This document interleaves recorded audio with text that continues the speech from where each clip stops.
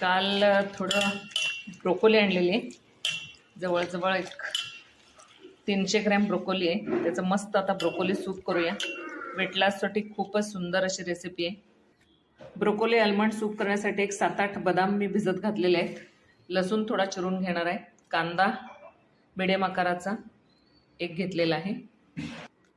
बदाम मी सोलून घेतलेले आहेत. एका कढईत बटर किंवा तूप 1-2 चमचे टाकून घ्यायचे.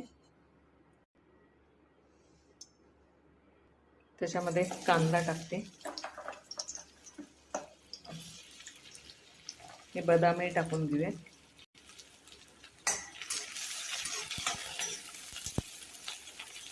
त्यामध्ये जो लसूण कापून घेतलाय तोही टाकलाय.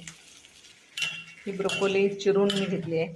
इव्हन त्याची देठं सुद्धा चिरलेली आहेत. पूर्ण ब्रोकोली आणखीन एकदा स्वच्छ धुवून घेते.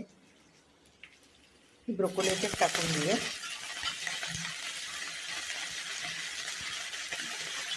खूप सुंदर अशी ही रेसिपी आहे. वेट लॉससाठी सुद्धा हे सूप खूप चांगलं आहे. आता सॉटे करून घेऊया. थोडे सॉटे करून घेतल्यानंतर ह्याच्यामध्ये साधारण 1 मोठी वाटी पाणी घालायचं आणि झाकून ठेवायचं. हे आता झाकून ठेवूयात जवळजवळ 5 मिनिटं मिडियम आचेवरती. हे शिजून झालेलं आहे. गॅस बंद केलाय. यामध्ये चवीप्रमाणे मीठ घालायचे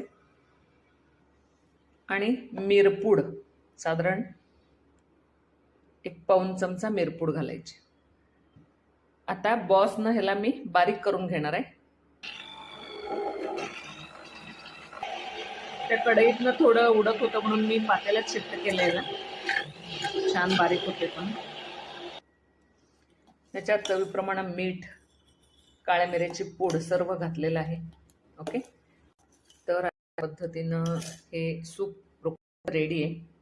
आपण असंच पिऊ शकतो किंवा त्याला ट्विस्ट देण्यासाठी तर नारळाचं दूध किंवा आपलं जे दूध नेहमीच असतं अगदी सर्व, म्हणजे त्या सूपमध्ये नाही घालायचंय, पण वाटीमध्ये सर्व करताना साधारण 1-2-3 चमचे घेऊन मग हे सूप घातलं की रंगही छान येतो आणि चवही खूप छान लागते.